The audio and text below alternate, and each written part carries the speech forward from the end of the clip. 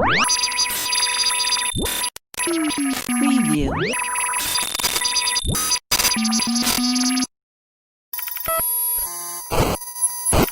Preview.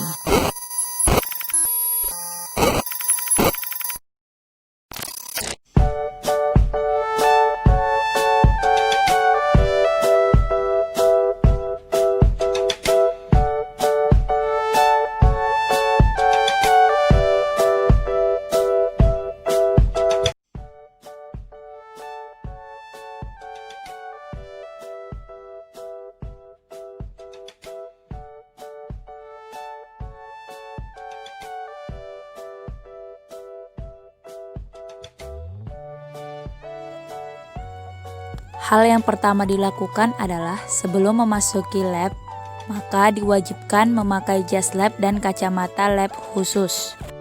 Kemudian kita akan diarahkan untuk memasuki ruangan laboratorium.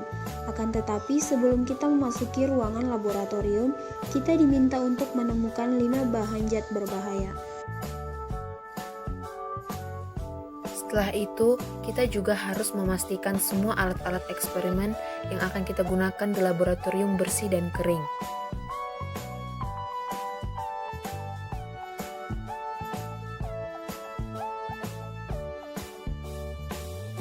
Dan setelah itu memastikan foam hood-nya terbuka.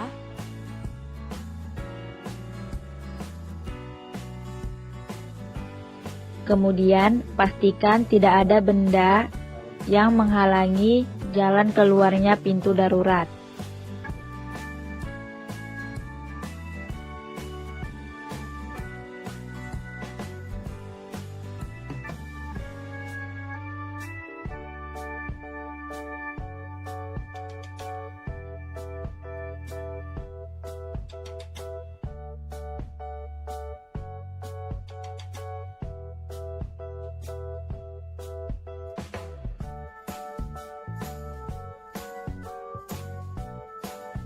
Nah, pada bagian ini kita diperlihatkan berbagai simbol yang biasanya tertera pada botol bahan cairan kimia. Berikut adalah simbol-simbolnya. Pertanyaannya, manakah gambar di bawah ini yang menunjukkan simbol mudah teroksidasi?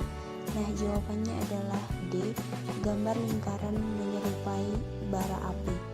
Nah, penjelasannya, bahan kimia yang diberi simbol seperti gambar atau mudah teroksidasi adalah bahan kimia yang bersifat mudah menguap dan mudah terbakar. Pertanyaannya yaitu, apakah simbol berikut ini? Jawabannya adalah bahaya kesehatan, yaitu A. Kemudian penjelasannya, ada banyak jenis bahaya kesehatan dan dengan simbol ini dapat menyebabkan masalah perpanasan yang menyebabkan mutasi dan kanker atau mungkin menjadi racun bagi organ tubuh yang tertentu. Nah, selanjutnya maksud dari simbol di bawah ini adalah eksplosif atau ledakan, di mana ini akan sangat berbahaya jika seseorang menjatuhkannya karena akan menyebabkan ledakan yang sangat berbahaya. Selanjutnya, bahan atau zat kimia disimpan di lemari khusus dan tidak terletak langsung di lantai. Kemudian, sebelum kita memulai eksperimen di laboratorium, kita juga harus memastikan meja yang akan kita gunakan itu rapi dan bersih. Pertama, matikan bunsen yang menyala karena bisa membahayakan. Langkah selanjutnya merupakan langkah yang sangat mendasar yang harus diketahui untuk orang-orang yang ingin memasuki ruangan laboratorium, yaitu memindahkan segala jenis barang-barang yang tidak ada kaitannya dengan praktikum, dengan tujuan agar pelaksanaan praktikum tidak terganggu dengan adanya barang-barang yang tidak ada kaitannya dengan praktikum. Menggunakan sarung tangan sebelum memulai praktikum. Kemudian membuang organisme hidup ke tempat sampah.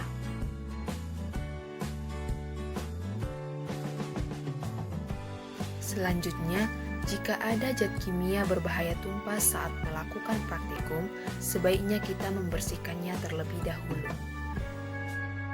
Pada botol yang tumpah tertera simbol bahwa itu merupakan bahan korosif atau bahan perusak.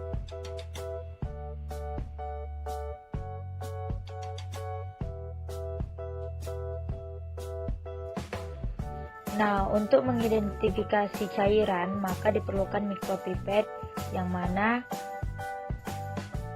diambil dari cairan indikator untuk memastikan jenis cairan yang tumpah. Selanjutnya, taburkan baking soda pada cairan untuk menetralisir cairan.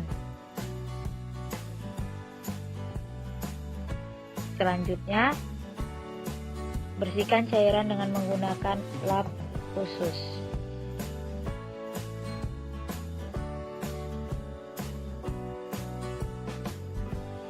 Maka setelah zat-zat kimia dibersihkan dengan baik, kita diharuskan melepaskan sarung tangan setelah dipakai dan langsung membuangnya dan tidak dapat digunakan kembali, karena besar kemungkinan sarung tangan tersebut sudah terkontaminasi dengan zat-zat kimia berbahaya dan juga Pertanyaan: kenapa tidak membersihkannya dengan air saja?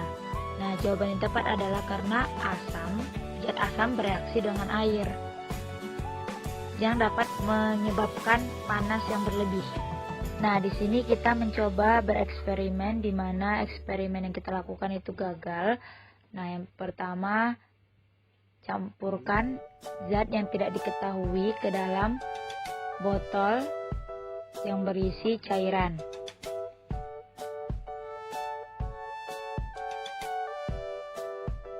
Hal ini bertujuan apabila kita menghadapi kegagalan dalam bereksperimen seperti ini, maka kita sudah tahu cara mengatasinya.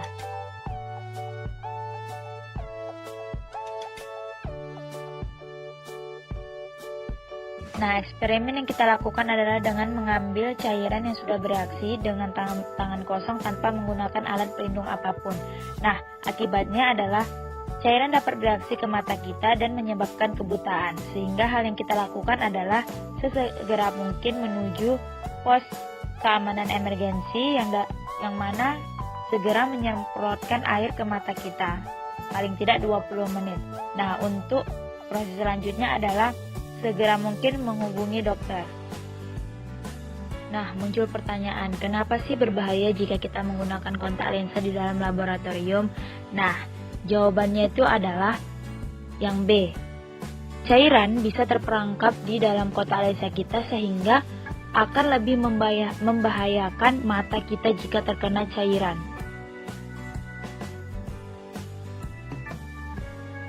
Nah, selanjutnya apa yang dilakukan jika kejadian tidak terduga, yaitu adanya reaksi kimia yang hebat dalam botol? Nah, yang harus dilakukan adalah evakuasi diri. Nah, benda yang berada di sisi kanan bawah merupakan selimut pemadam api. Hal yang seharusnya tidak kita lakukan ketika baju seseorang terbakar adalah membungkus mereka dengan selimut api. Karena hal yang paling efektif dilakukan adalah dengan berguling di lantai.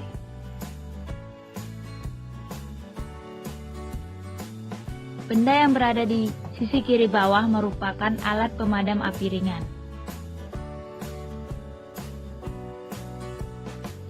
Nah, jangan pernah gunakan alat pemadam api ringan yang berbahan dasar karbon dioksida.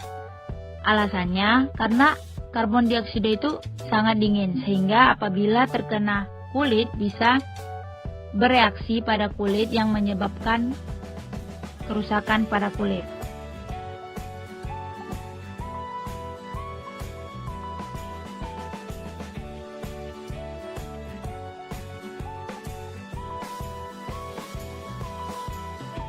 Selanjutnya, mengidentifikasi pelanggaran protokol keamanan yang dilakukan orang ini.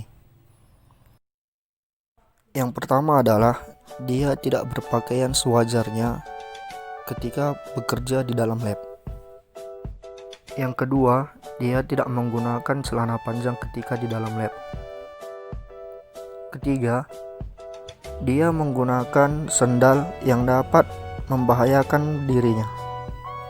Selanjutnya yang keempat, dia tidak mengikat rambut panjangnya sehingga beresiko membahayakan jika terkena bahan kimia pada rambutnya. Daripada menggunakan kacamata normal, kita disarankan menggunakan kacamata khusus pada saat berada di dalam lab. Nah, step terakhir, sebelum meninggalkan lab, harus melepaskan jas lab dan mencuci tangan. Hal-hal yang dilakukan pada saat simulasi tadi memang bersangkutan dengan hal nyata yang akan kita lakukan di simulasi secara langsung. Maka sangat setuju.